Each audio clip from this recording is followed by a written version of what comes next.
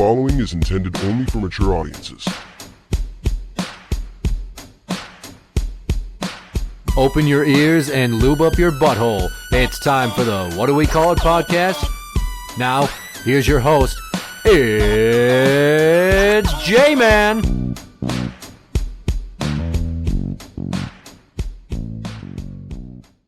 Welcome to the What Do We Call It podcast. I'm Jmann. This is Steiny. I would like to tell you a story about The Beast. It's been a while. It has been a while. And this is from a while ago. Now, without getting too much into it, our younger of our two daughters, who's 12 now, it's been a very rough year. She has been in and out of some inpatient facilities for mental health issues. And when you have two parents that fight like we do and one parent that's very dysfunctional, it takes a toll. Mm-hmm. And a lot of the stuff from the 5 years ago when CPS was involved and then their mom lost custody, that's starting to really eat at her and become an issue. And then a lot of the same issues with the mom are cropping up that's just kind of making it worse. So our daughter was in the hospital. I am out mini golfing with her sister and lady friend. Lily putt? No. Grand Slam. Of course. Indoor. Who I might add does not have air conditioning, I found. You got to be kidding me. Are you serious? They didn't have it on then. Okay, because I know they've had it in the past, because I used to take my boy there for batting cages all the time. Okay, well, in the section of where the mini putt course is in the middle of the fucking thing, it was a goddamn sauna. Jesus. So we get there, and we're golfing, and then I have to take a piss. So I go to the bathroom, and my phone rings, and it's The Beast. And she's like, "Oh, should I go visit her?" I'm like, yes, you should go visit her. She's waiting for you. And what kind of wigged me out is because we talked about this, and she had planned that she was going to see her. So for her to now call me and ask if it's a good idea, I'm like, what the fuck is going on? For background, her boyfriend lives 2.5 hours away. He has a house. Where they're going to decide to move and shack up together if it actually happens, I don't even know yet. But at that time... But it's in the state of Minnesota? Yes. Okay. But it's 2.5 hours away. That sucks. Yeah, it does. So she was allegedly at his house. And I'm talking, and I'm like, what the fuck? She's like, well, I just don't know what I should do. I'm like, well, you should go. And then she calls me again. And I'm like, what the fuck? Okay. And she sounds weird. Like high weird? Well, she's not angry. She's not calling me names. She's not belligerent. And I flat out said to her, I'm like, something's off. She's like, well, what do you mean? I'm like, normally at this point, I tell you anything and you get mad because you're super defensive. And then you usually call me a piece of shit and then hang up on me. And you've done none of that. And she's just like, well, maybe I've realized that I'm the piece of shit. What the fuck is going on? Wow. And she admits to me, or at least tries to tell me this, that she got a speeding ticket going 21 over. Okay. Fucking like 83 in a 60 or something. I know that math doesn't add up, but it literally, I'll cover more of this. So she says she got a speeding ticket, and that was in her boyfriend's truck. And I'm like, why are you driving his truck? She's like, because I was just driving his truck. Okay. Makes no sense. I'm not getting an explanation. It feels like there's something that's not being She could have revealed. just said something simple like, oh, I needed to go get groceries, or I needed to go do X, Y, or Z, right? Type of thing. She could have made up something. Yeah. Why get defensive about why you were driving the truck? It was just fucking strange. Yep. And then I tell her, I'm like, well, here's what you do. You need to go visit her because she's waiting for you. And they'll let you visit whenever, obviously, because you're mom. And this is at like 9:30 at night. Oh. And our daughter's been expecting her. All day? Yes. Or at least for a number of hours. Okay. She told her in middle of the afternoon, I'm going to come see you. And now 7 or 8 hours have passed. Oh, one of those things. I get you. Yeah. And I'm like, okay, well, how soon before you're there? She's like, well, it's going to be like an hour and a half. I'm like, where the fuck are you? Well, I was down south. I was visiting him. And I'm coming up from there. I'm like, okay. And again, it's not adding up. So I go out. We finish golfing. We go home. We go to bed. And everything seems slightly off, but not concerning levels of off. Okay. And I awake to a text message saying, I got in an accident. My van is totaled. Which sounds interesting considering she was debating about coming up, right? So now it seems like a BS line. All right. But the text was like, I forget the exact time, but I want to say it was around like 1:40 in the morning. Okay, so she should have been there by now type of thing. And then I go back to sleep because I see it at 3 something. I wake up at 6 and I call her. And she is explaining the situation where she, air quotes here, fell asleep behind the wheel, crossed the center line, hit another vehicle head on, and then somehow ended up on the side of the road. This guy ends up against a pole. She ends up on top of a park bench. Allegedly. Outside of the vehicle? No. Vehicle. The vehicle drove over a fucking park bench. Jesus. Or something. And she's telling me where it happened. And it's not a place where I think they have a PD as much as they contract out to the county. I'm not trying to give too much away here. And when I talk to her, I'm trying to get details. And it's fuzzy. She mentions state patrol, but then it sounds like she mentions county sheriff's deputy. And then she mentions police. Now, this is right on the border of 2 cities, but she doesn't give me an exact location of where it happens. Okay. And I'm like, are you okay? She's like, well, I'm at the hospital right now. No kidding. Yeah. And I'm like, what? Did you hurt your neck or something? She's like, well, I swallowed a battery. What do you mean you swallowed a battery? Jesus. Okay, so what was the point of swallowing the battery? She could not for the life of her explain how she swallowed the battery. But later on, I got her to admit that she did so that if she was going to get arrested for the accident, she could go to the hospital instead of jail. Which, if you do something like that, you're going to go to the hospital. And then you're going to go to a psych ward. Yeah. And then you're going to go to jail. Probably. Yeah. You're not going to avoid jail. Basically compounding your problems. Yeah, you're just throwing more shit on top of the heap. And she tells me that she's at some southern Minnesota hospital that is Mayo Clinic affiliated. And she's going to go in and get checked out. And as things are progressing, I call the girls to tell them that their mom had been in an accident. And they're like, oh, we already know. We know about her swallowing a battery, too. I'm like, Jesus fucking Christ, she told you all this? They're like, yeah, she told us. I'm like, oh, my God.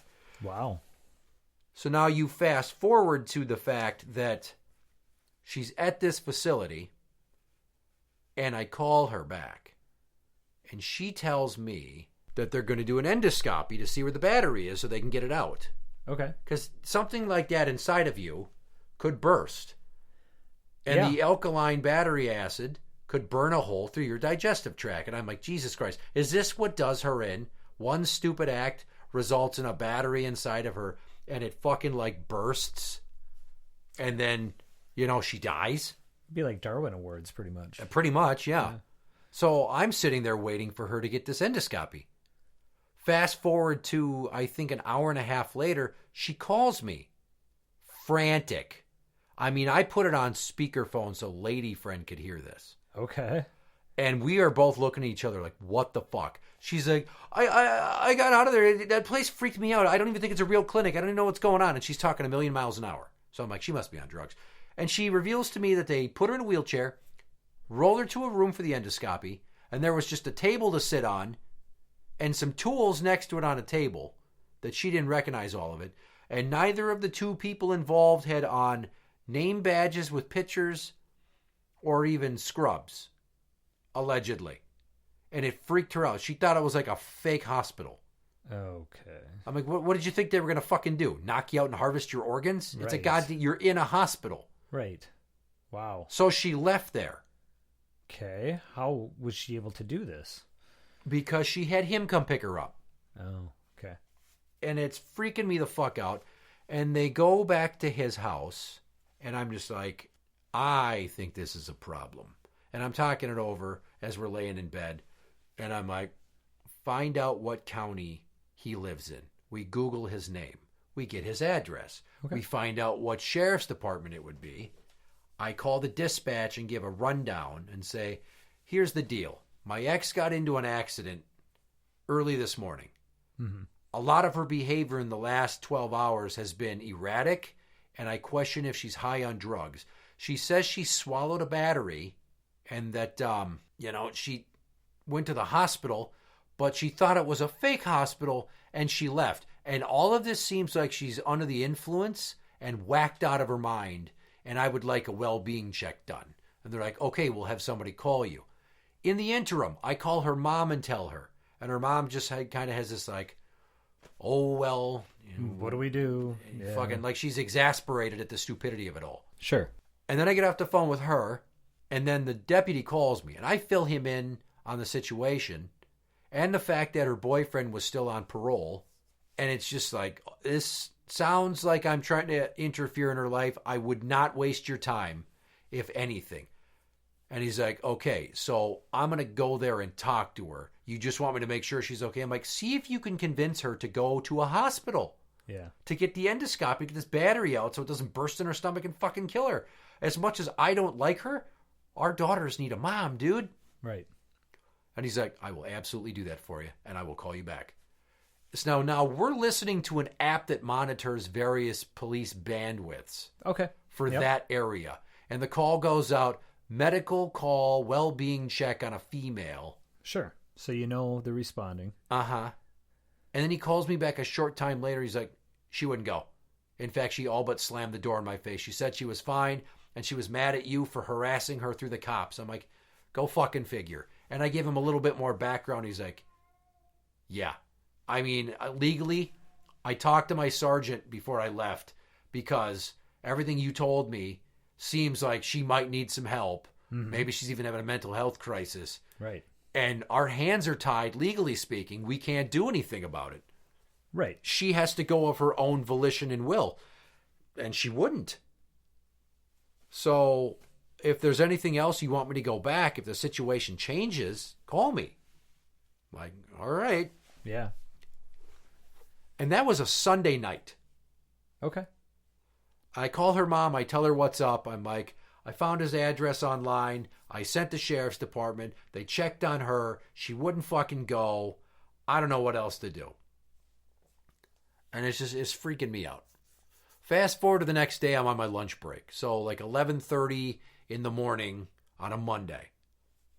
And she calls me. Mm-hmm. And I'm like, what's going on? And we're talking, and she's like, are you fucking recording this? I'm like, it's a flip phone. How the fuck would I record this shit? Well, who's there with you? I'm like, my backpack with my peanut butter sandwich and banana I'm about to fucking eat? Jesus. And then I hear her boyfriend in the background. Now, he's pissed at me because I sent the cops to his house. Okay. And she does something I didn't expect. She turns to him and says, shut the fuck up. He was trying to help me out of concern for me. It had nothing to do with you. Don't be mad at him. I'm like, holy shit, did she just defend me? Should I go buy a lottery ticket? Wow. And then the situation takes another turn. She's like, I just want him to drive me home so I can go to the hospital where I trust him by home. I'm like, there's nothing wrong with the hospital there. He's like, well, get this. Get this. It's how fucking stupid this is. Yeah, I just picked her up. She just walked out of a second medical facility because she said they weirded her out. I'm like, what the fuck is going on? You're paranoid about the doctors and the facilities and the hospitals. You're paranoid that I've got somebody with me listening to what you're saying. Right. I'm like, I don't know what to fucking tell you, but you need to go to the goddamn hospital. Stop fucking around. And then they're arguing, and I'm forced to listen to it because I'm trying to keep her on the phone long enough to convince her while also getting him to help me convince her that she should go in and be seen, regardless of the fact that she's currently, I think, 2 hours away or an hour and a half away. She had no vehicle. He was her only ride. She wasn't really working, didn't have money for an Uber, although when she got in the crash, she somehow Ubered back to his house. Yes, I know. Slow reveals on some of these details as they come back to me, but it's just, you got to throw them out there like, holy fuck. Right. There's a lot to this soup. Yep. And she says something to the effect of, to him, her boyfriend, goes, well, maybe if you would have driven me home, I'd already be at the hospital, instead of yelling at me and throwing a piece of pizza in my face and shoving my head against the wall. I'm like, God damn it. Now you get to hear about the domestic, huh? I don't know what is and isn't truth, though, because she loves to exaggerate for victimhood to get sympathy points. Yep. And I don't want to deny that these things could happen because she's been in an abusive relationship.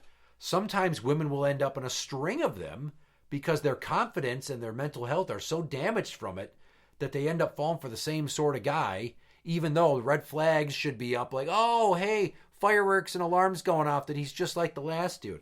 Yep. And she finds her way back home, and she goes to our local hospital, and they're going to do an endoscopy, but then she doesn't do it. Is she so scared of the procedure and just doesn't want to say? I don't fucking know. But she ends up going back, and they don't do the endoscopy. They kind of x-ray her bowel. And they see that it's already passed. And now all she's got to do is poop it out. Okay, so it's in her intestines at that point. This is Tuesday morning. She doesn't shit the battery out until Thursday. So she ate it on Sunday morning, and it was 4 days later. Wow. It took forever. I don't know what the fuck. Maybe because of the shape. It was having to work its way through her intestines. Yeah. And she didn't complain about abdominal pain, and they didn't seem worried it's going to burst, but I damn sure was. And our daughters are fucking freaking out. Sure. I mean, they're crying like, is our mom going to die? And this is so stressful because they see her going off the rails, and they're fearing for the worst. And I can't mitigate that because it's justified. I can try, but ultimately, they're going to see it as me just trying to sugarcoat shit because they've learned that I'm a straight shooter, and I'm not going to try to tap dance around the ugly truth of what's possible or what might happen. Yep. Yeah, like the realm of possibilities, I will run down some scenarios, and I'll go worst case scenario, best case scenario, most likely in the middle. Yep. And I do that, and some people will say, "What? You're introducing them to too many adult concepts. You need to shield them from this." I'm like, but don't I have a duty to not insult their intelligence? Well, you also have a duty to raise them to be prepared to be an adult as well. So how do you do that when all of a sudden they just wake up one day and they got to deal with this shit? Oh, everything's a lot more nuanced than Dad ever told me before. Yeah, that's good parenting too. Yeah. And it's just like, dude, you're 12 and 14, but you're not 12 and 14. You've been through too much shit. Yeah. And the best part about the passing the battery is it happened, and she told our daughters, and nobody thought to tell me. I had to ask them to get the fucking information. And it's just so bizarre. So now I want to fast forward to just a few days ago. As much as I thought she needed a psych eval then, and I asked for a UA, which came up clean, so I had to pay for it. Okay. Well, yeah, maybe she was just... something else was imbalanced, but yeah. Or it was already out of her system. True, there are some things that are pretty quick.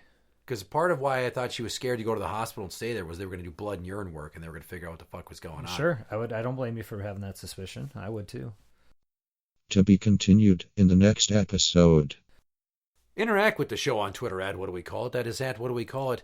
You can find us on Facebook at facebook.com/group/What Do We Call It podcast show. For the What Do We Call It podcast, I'm Jmann. This is Steiny. And that's the end.